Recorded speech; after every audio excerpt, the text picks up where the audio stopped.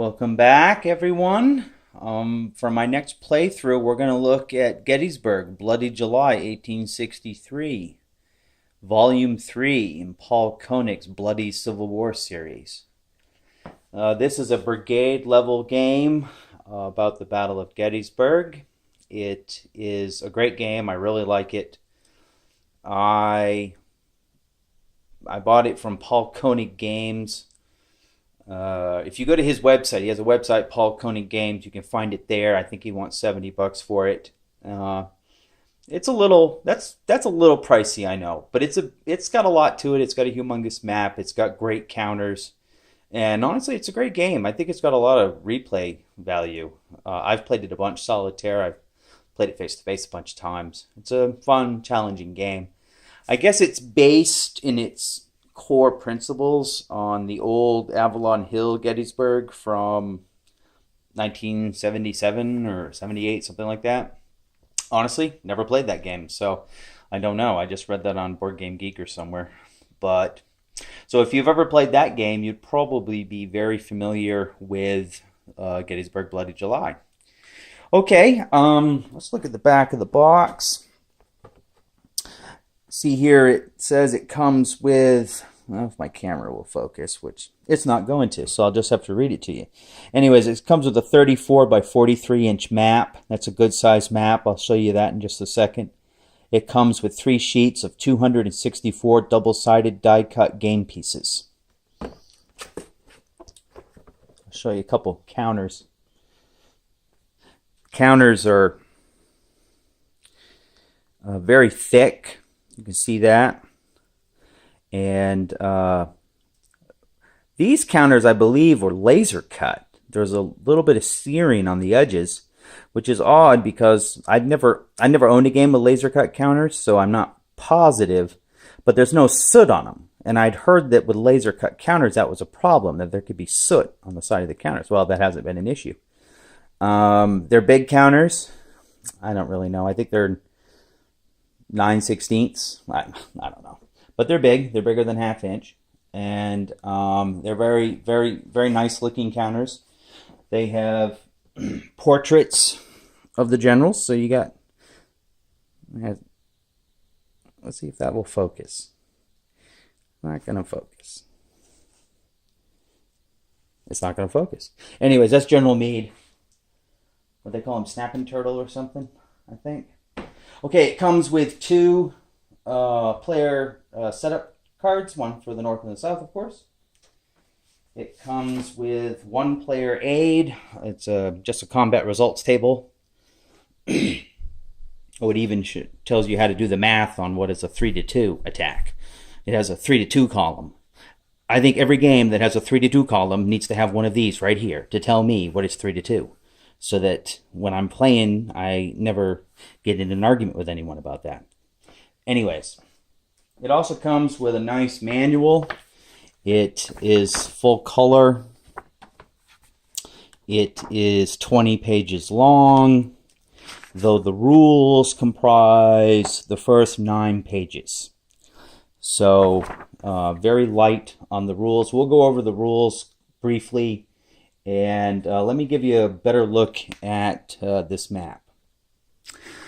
You don't get cheated on the size of your map. It's actually the reason I bought the game. Maybe I already mentioned that.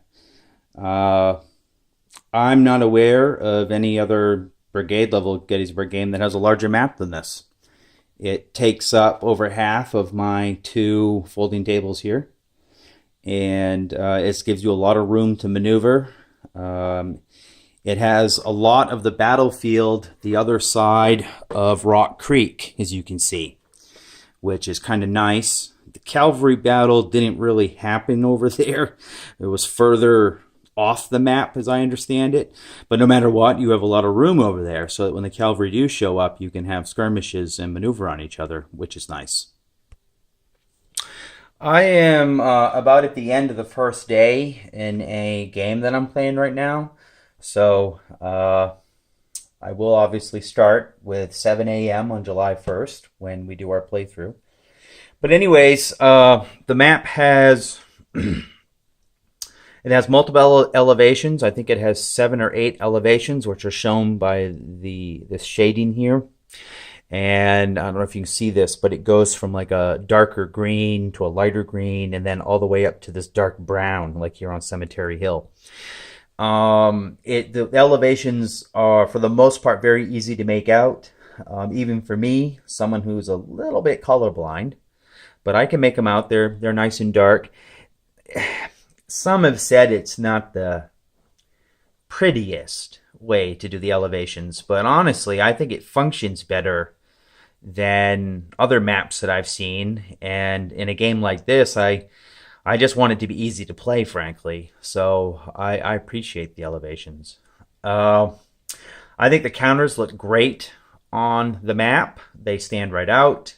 You see there are a variety of, you have different colors for different divisions. Like here we have 3rd Corps. I said divisions, I meant corps, sorry. Here we have 3rd Corps, 2nd Corps. 1st Corps is like a silver. Here's Longstreet. You can see his shading. The Union has the same. You got purple for 11th Corps, brown for 1st Corps, and so forth and so on. 12th Corps is kind of like a green color. Anyways,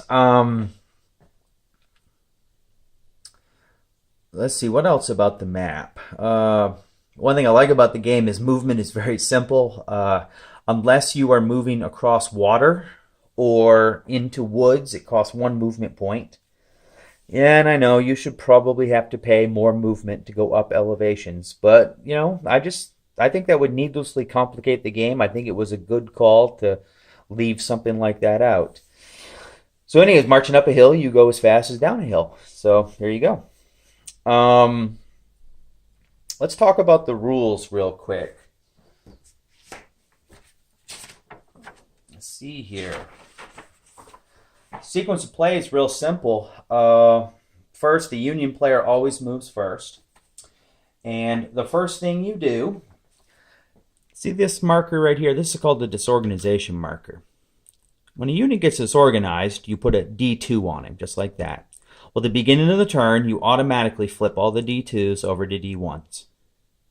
You can also build breastworks at the beginning of the turn. Then you move, then you have combat, and then you do the reorganization phase. In the reorganization phase, leaders, generals like Lee, can try to remove that D1. Lee, for instance, has to roll a 6 or below to remove that. So obviously it's a pretty good bet that it comes off. Well, on a 6-sided die anyways. So it comes off. Different generals have different ratings. Longstreet, you can see here, is a 5. Slocum is a 3. He's not nearly as good at reorganizing his troops. The counters themselves, there are 4 types of counters. You have generals, you have artillery, you have infantry, and you have cavalry. Well, I guess there's horse cavalry too, so, not horse cavalry, horse cannon, or whatever they call it. Horse artillery. I'm going to call it horse artillery. So I guess you have 5 types of counters. There aren't many of those, though. When you move, it's pretty straightforward. The unit only has two numbers here. You have a combat rating on the left and a movement factor on the right. You can move up to your full movement. To move through trees or across rivers costs 2 movement points, like I said. If you are adjacent to an enemy unit, like, who's this? Mahone, you can move away from him, but when you do, you automatically get disorganized. You pay a penalty for retreating out of the zone of control of an enemy unit. So you're not locked in there, but at the same time, you want to be careful about how often you retreat. There's a strategic movement in the game, and how strategic movement works is very simple. As long as you stay 3 hexes away from any enemy units, you can go quadruple your movement rating. So Walker here, for instance, he can move up to 24 hexes if he stays on a road. He has to stay on the road. He has to march down the road. Now, again, he can't get within 3 hexes of an enemy unit to exercise that, but he does have the freedom to do that. Stacking is straightforward. You can have up to 2 infantry in a hex with 1 artillery. So you could have 3 counters in a hex. You cannot stack artillery with each other. Combat is very basic. You add up your attack factors, compare them to the defender's defense, and you roll on a table. So if they were attacking him, it would be 12 to 6, so that would be a 2 to 1. You roll in CRT, and the results are pretty standard. You have your retreats, your step losses. There's a contact result where nothing happens. The only thing about combat that is a little different in this game is if you have 2 units stacked in a hex, like remember I said, you can stack 2 units. Well, you have to decide which one you want. No, you guys can't see that. Sorry. If you have 2 units stacked in a hex, you have to decide which one you want to attack with. You cannot simply combine their combat factors. He's simulating that only so many units could squeeze into an area to attack the enemy at a time. The defender has the same problem. If you have 2 infantry in a hex, you cannot simply defend with both of them. You have to decide which one will defend against this attack. There is an exception to that rule. If you're getting it attacked from more than from 2 hexes that are not adjoining, so in this case you're 3 hexes, but it could also work like this, 2 hexes that are not adjoining, you get to defend with both units.